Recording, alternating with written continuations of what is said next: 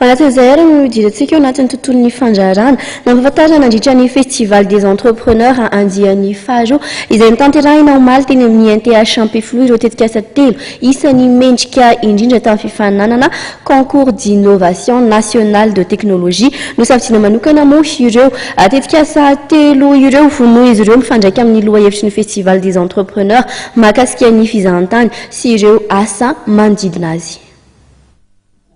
Tetikasa telo amin'ireo tetikasa 5 mendrika indrindra voasafidy tamin'ny fifaninanana concours d'innovation nationale de technologie notanterahana tamin'ny taona 2013 no nampahafantarana ny ministère fizahantany sy ireo mpandraharaha eo amin'ny sehatra ny fizahantany nandritra ny festival des entrepreneurs andian'ny faharoa notanterahana omaly teny amin'ny NTH Ampefloa. Mahakasika ny sehatra fizahantany ny trano fandraisam-bahiny ary ny tontolo iainana no lohahevitra tamin'ity festival des entrepreneurs ity. Topomarika ny fanatanterahana izany ny fikambanana Arias. Androany zany dia andian'ny faharoa am'ilay ataona hoe festival des entrepreneurs. Inona moa ilay festival des entrepreneurs zany fionana andreo ataontsika hoe mpandraharaha izay amin'ny investissement eo amin'ny sehatra secteur anankiray. Androany zany dia ny eo amin'ny sehatra momban'ny tourisme et environnement. Izy ity dia lancénay officiellement zany tamin'ny 25 mai 25 avril tamin'ny alakamisy fenerivo tamin'izay dia ny thème business agribusiness. Zao zany dia resaka ohatran'ny tourisme et environnement. Ny tanjona zany dia hoe misy mpandraharaha izay ao anatin'ny Arias nanao an'ilay concours national d'innovation technologique izay misy anankitelo zareo ampisehoany maizy anazy moa zareo zany aorinan'ny fionana rehefa avy eo dia ireo mpandraharaha ireo zany ampiseho hoe reto le projet anay dia ireo projet ireo izay mikasika ny resaka tourisme ny mikasika ny resaka momba ny fandraisan'ny tourisme sy ny environnement. Iray amin'ireo tetikasa nampahafantarana peto ny tetikasa mahakasika ny fananganana boutique hôtel izay trano fandraisam-bahiny manana ny mampiavaka azy noho izy manome lanja amin'ny malagasy amin'ny alalan'ny bikany trano fatoriana anana ny lohahevitra mahakasika ireo nivoapartany teo aloha ny fampiaingonany atany hôtely amin'ny alalan'ny ireo asa tanana malagasy. Zava-dehibe amin'ny tetikasa ny famoronana asa entiny.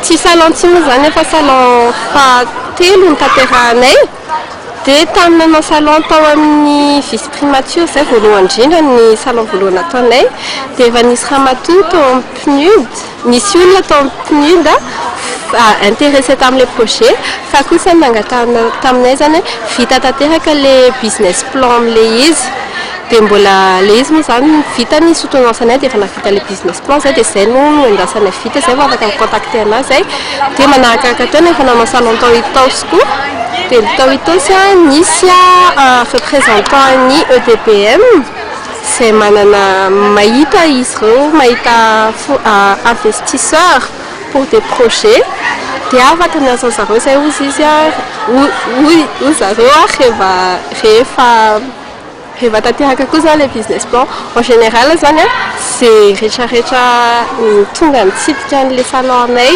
ka nahita an'le potentiel an'le projet dia nahita avokoa hoe le izy avantage ao malagasy rehetra ary afaka atao maromaro zany ny projet tahaka izao eto Madagasikara mba avantage ao an'ny rehetra le izy.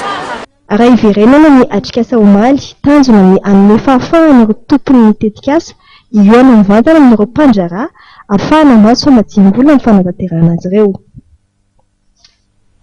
Fandraisaka any moa isika teo mikasika indrindra ny tatitra izay nataony banky iray fampirenena mahakasika ny fandaniana izay nataony fanjakana nandritra ny 3 volana voalohany iny arahantsika fohy mikasika an'izay vaovao izay. 700 miliara ariary io no tedi-bidiny fandaniana nataon'ny fanjakana nandritra ny 3 volana voalohany raha ny tatitra izay navoaka ny banky iraisam-pirenena ny Madagascar Economic Update. Ireo fandaniana ireo dia saika miompana amin'ny fampidonana ny raharaham-panjakana amin'ny ankapobeny. 50 isanjato dia nampiasaina tamin'ny fandoavana ny karama ary ny 20 isanjato dia nanefana ireo zana-bolan-dramana. 50 miliara ariary kosa dia natokana ho an'ny fampiasam-bola. Raha ny voalazan'ny banky iraisam-pirenena nefa dia ny fampiasam-bola no fitaovana fampiarana ny politikan'ny gouvernemanta izay mifandraika amin'ny fikojakojanan'ny lalana, ny fanamafisana ny fanjarian-tsakafo, na ihany koa ireo asa manana fiatraikany vantana amin'ny mponina sy ireo lafiny ara-sosialy.